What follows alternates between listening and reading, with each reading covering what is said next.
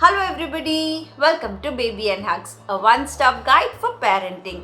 By the topic you would have already guessed at what I am going to talk about, but unfortunately or coincidentally I just faced one such temper tantrum from my son who is 3.5 years old, and I was successfully able to put him to sleep just 10 minutes back, and I've just come in to shoot this video. So without wasting any more time, let's get straight into the topic.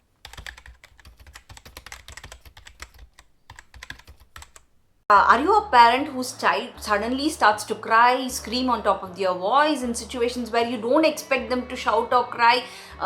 They suddenly fall on the floor and start crying, or start screaming, throwing their hands and legs here and there, and throwing things especially, or sometimes even hurting themselves, wanting your attention and wanting. They become very stubborn all of a sudden. Such things are known as temper tantrum. So, at what exactly does this temper tantrum start? It usually starts by around 2 years, where they actually want to discover something and get to know the world. How will the parents react? How should I react to get something? That is the phase when they start actually, and usually by the end of 4 to 5 years, they calm down and the temper tantrums usually goes away.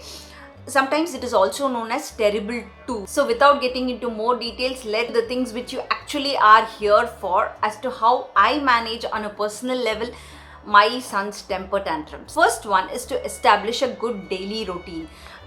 Since the start of 1.5 to 2 years, it is advised that you start developing a daily routine for them. That is, they have to get up at this time, brush their teeth, and then they have to have their breakfast time, study time, and then have some snacks. Again, you can play for some time, and maybe after that have their lunch, then go to sleep, and then have a snack, and then play for some time or have a screen time for about 1 to 1.5 hours, and then they have to have their dinner, play for some time, and then go to sleep.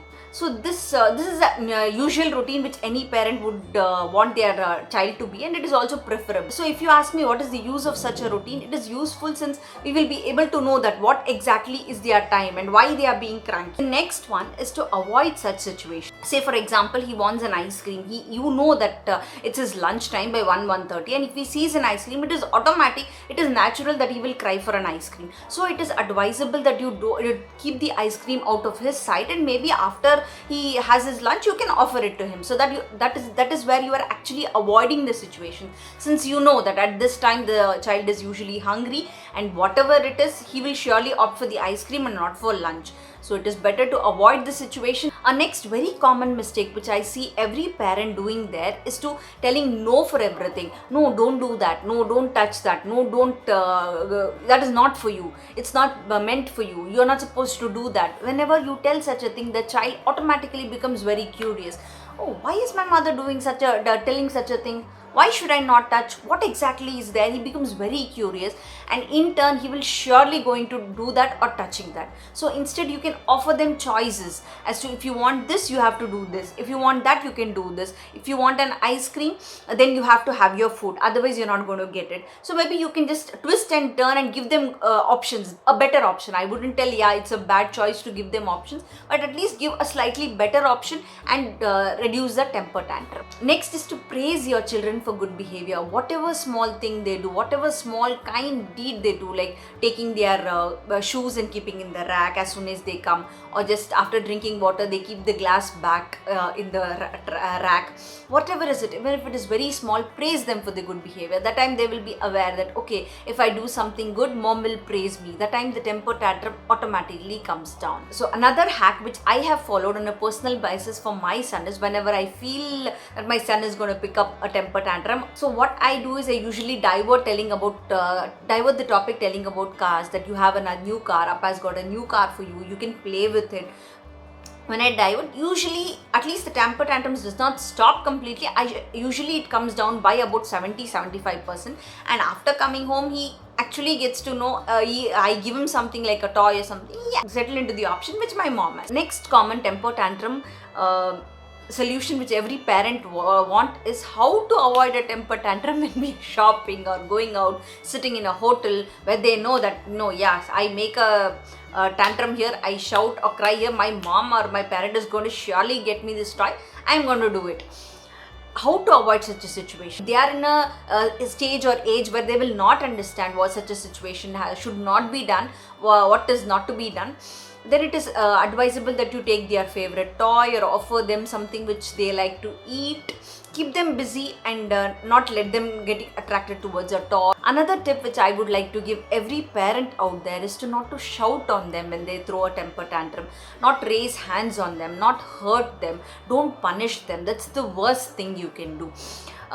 Instead of baby getting back to normal and stopping the temper tantrum, they'll become very stubborn.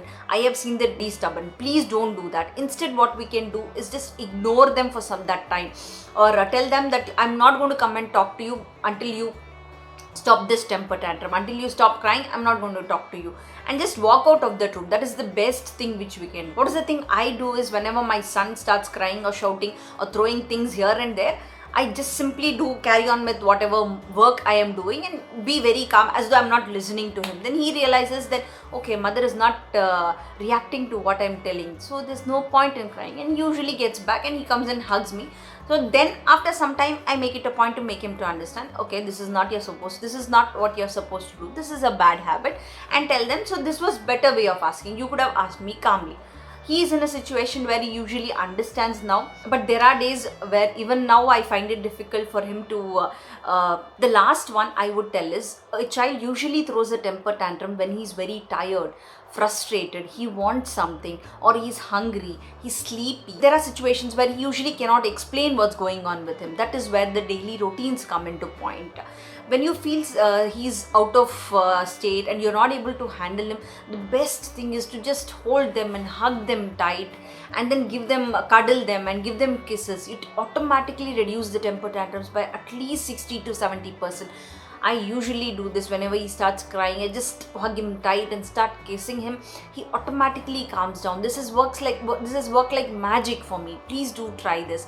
This works. So these were the tips which I follow on a regular basis, and I found success in a great way, and also making my child very gentle, where he knows when to ask, how to ask my mom about what exactly he wants. And there are very lesser temper tantrums which he throws, but I wouldn't tell that he does not throw at all. He's totally very good child and all that. No, he does throw temper tantrums. Even now, as I told before, just 10 minutes back he did it, and I put him back to sleep.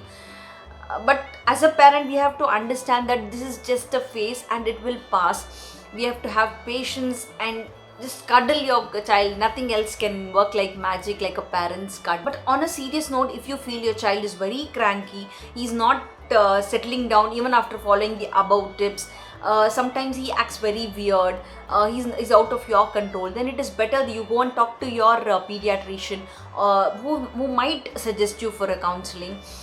It is necessary that don't ignore. You as a parent know your child's cues, know your child's signs as to what exactly they do and when exactly they do. So you are the best preacher and also a best doctor for your child. So these were my tips which I follow on a personal basis. If you like this and if you want more such information, don't forget to follow me on my Instagram, where I share more such informative and also my personal stuff. Do follow me there. And if you want to see more such content about the child, pregnancy and parenting, don't forget to like, share and subscribe to my YouTube channel. Bye bye.